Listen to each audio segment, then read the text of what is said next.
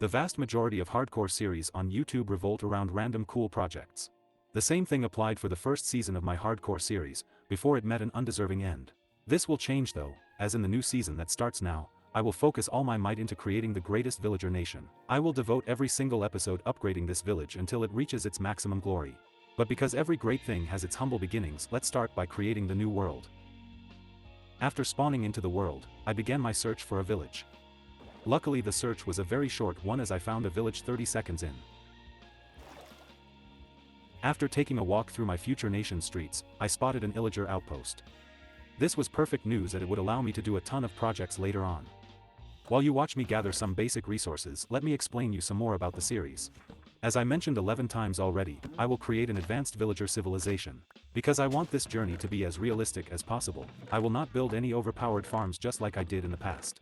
This means no iron farm, no villager convert ion farm, no mob exp farms and a lot more. The only farm I see myself using is the gravity block duper, because I will need a ton of concrete for the buildings. Now that I am done with the rules, let's get back to the gameplay.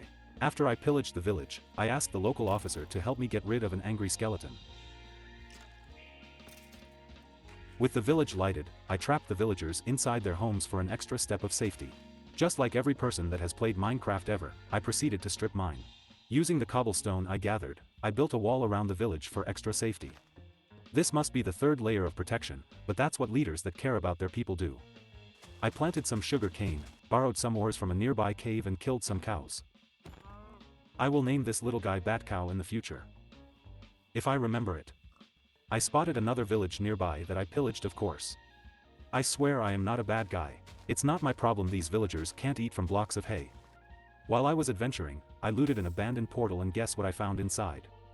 Now that I think of it, there's no need to guess as you can literally see it on your screen.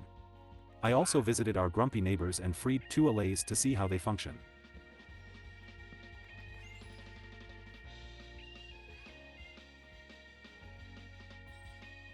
I found yet another village and on my way home, I actually realized how allays work. When I say realized, I mean I searched the wiki. Upon reaching home, I trapped the allay to make sure it won't get lost. Don't get me wrong, I said I will be good with villagers, not allays. Soon after, I started strip mining again. It took me a while but I managed to find some diamonds at last. After the diamonds, I placed some lightning rods and continued strip mining. Because strip mining is boring, I decided to do the second most boring thing. Cutting trees. Take a good look of this forest cause it's not going to be the same anymore. Told ya. I will use all this wood to make some emeralds from Fletchers. These guys may be trapped inside their houses but they should be thankful I don't turn them into zombies first. After spending my day hiring Fletchers and making emeralds, I decided to set up a better sugar cane farm. The next day, I used my hard-earned emeralds to buy some diamond tools and armor.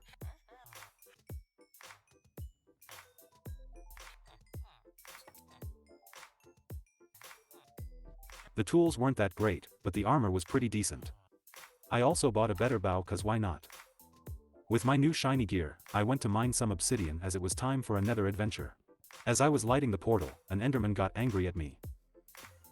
Unfortunately for him, I couldn't let that slide. Upon my arrival at the nether, I built a wall around the portal. I scouted the area and I initially thought I would have a hard time finding a fortress. Due to a poor attempt at hitting a ghast's fireball, I angered the nearby zombified piglins. Unfortunately for them, I couldn't let that slide either and I sent those pigs to go meet the enderman. After getting rid of the angry pigmen, I realized that there was a fortress like 200 blocks away from my portal. I don't know how, but I completely missed it the first time. I reached the fortress via a sky bridge and started destroying those poor blazes for my personal profit.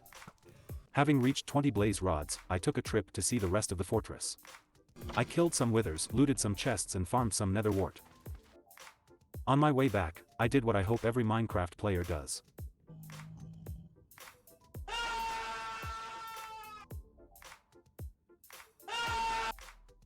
With the nether operation ending in a complete success, it was time to destroy all the abandoned buildings. The village became a lot better. After that, I hired a farmer and did a few more trades. I needed ender pearls so I decided to hire a cleric as well. The first one didn't have the ender pearl trade but luckily the second one did. Thanks to the guaranteed ender pearls, I was able to go for a little strip mining calm and quiet. I needed one more diamond but the game wasn't having it. After a few hours and broken pickaxes, I was able to get the so much wanted diamond. I set up an enchantment table and I started doing some enchantments. While returning from the nearby lava lake, I met an illager expedition. As the generous leader I am, I couldn't let them go without giving them a gift. I continued enchanting my stuff until I was out of levels. Unable to do more enchantments, it was time to hire some librarians. My main priorities were Power 5 and Protection 4 books. The first librarian, though, decided to give me mending books for just 10 emeralds. Obviously, I couldn't let that slide. The second one gave me Protection 4 books for 20 emeralds. With only one villager left, it was Power 5 or nothing. I was able to get it and I proceeded to sleep like a baby. The next morning, I cut some trees, so I can buy books for my new librarians. I used the remaining emeralds to buy ender pearls as it was time for the dragon to fall. It took a while, but I was able to find the stronghold in a mesa biome. After a little bit of exploration, I discovered the portal. I placed all 12 need eyes of ender and on my way to light the nearby area, I realized it's next to the place I dug. I tried to break obsidian to make a nether portal but I accidentally teleported to the end. It seems like the dragon was impatient to die. Just like every time we meet, I killed the dragon and stole some of her breath. I swear it's for science. I don't have any weird kinks with dragon's breath. Considering I wasn't able to make a nether portal, I had to go for an elytra before returning home. I found an end city quite fast, but unfortunately, it had no ship.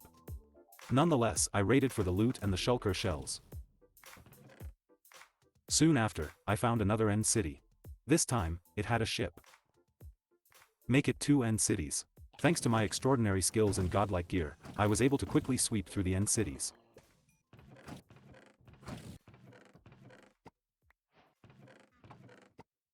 Before leaving, I realized I didn't acquire any of the dragon heads.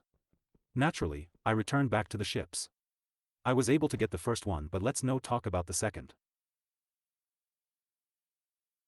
The mission was a total success and my 69 levels were a big plus.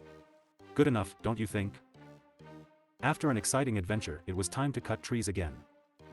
Yet another forest was destroyed. I used some of the wood to add mending to most of my gear. With most of the normal Minecraft progress completed, it was time to focus on the main theme of the new series. The creation of an advanced villager civilization. In order to do so, I need them to be able to breed. So, I built some new houses for them. Their new homes won't have a roof or a floor, but this will make them feel one with nature, increasing fertility. The new neighborhood doesn't look fancy, but it's not going to be their forever home. Speaking of forever homes, in my search for wool, I borrowed the beds of the nearby village. I am pretty sure they won't mind. The houses were ready for their inhabitants except for one thing. I had to build a transportation system for the baby villagers. The idea is simple. There is a main water stream that will lead to a designated area, and smaller streams that will lead to the main one. After a few experimentations, I was able to complete this small project. Next step was to move the villagers into their new homes. I paired them according to their professions for easier trades. The 2 villagers left behind would be used to create a crop farm for infinite food.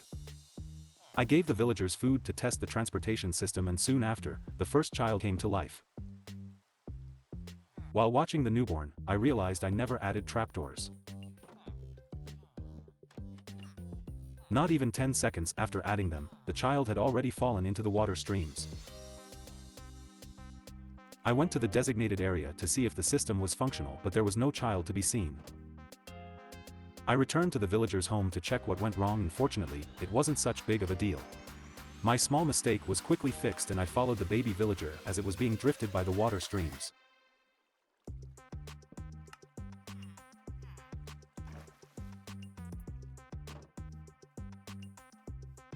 After I changed the signs, I saw that 2 more baby villagers had arrived to our village. Problem is that only one of them arrived to the area. Once again, I went to check for the new problem, and luckily it was a small inconvenience that I immediately fixed. Before finishing with this episode, I decided to do one more thing. First, I destroyed every single house of the village. Then, I flattened an area, in order to build the crop farm I mentioned earlier. I will link the tutorial I followed down in the description. Due to some dumb decisions from my part, I had to make a few tweaks to the farm, but in the end it was working as intended. With the crop farm ready, this episode has come to an end.